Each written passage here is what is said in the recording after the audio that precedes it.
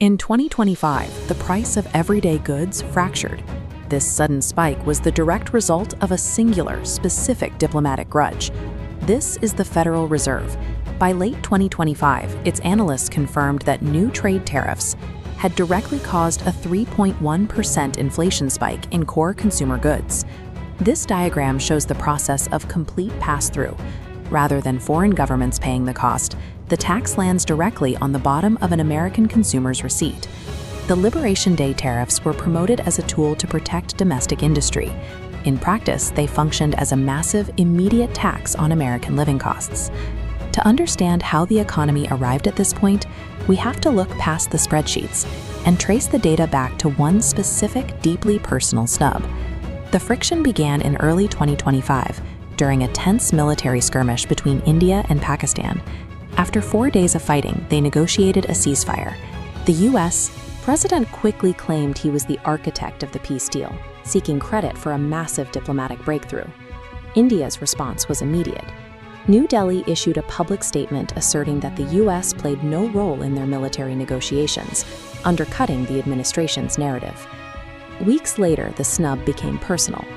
Modi declined a presidential dinner in Washington, choosing instead to visit a regional temple in Odisha. For an administration focused on personal loyalty, these public rejections shifted trade policy away from strategy and toward direct emotional retaliation. The retaliation arrived in August, a 50% tariff on Indian goods, placing a close strategic partner in the same economic penalty tier as Syria and Myanmar. The official excuse was India's purchase of Russian oil, even though U.S. diplomats had previously characterized those same purchases as helpful for stabilizing global energy markets. Inside the financial world, the move was seen differently.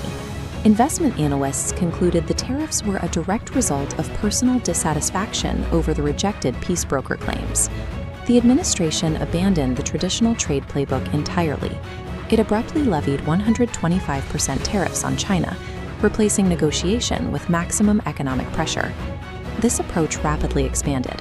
The European Union, Canada, and Mexico were all hit with sudden, erratic tariff barriers. Using trade policy to settle personal scores threw the world's shipping and manufacturing schedules into a state of total unpredictability. The impact hit the United States quickly. Chaotic tariff rates stalled incoming corporate investments and immediately bottlenecked domestic logistics. By August 2025, the data confirmed the damage.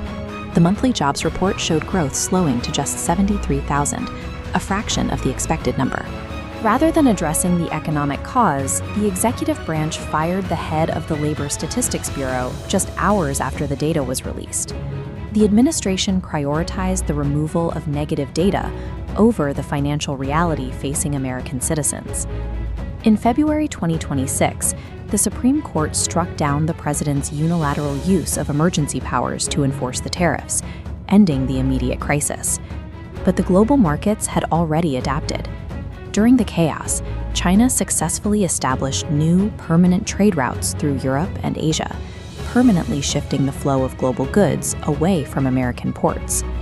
The ordeal left behind a massive loss of trust among America's allies. Joint strategic initiatives like the Quad were crippled, leaving a vacuum in regional security.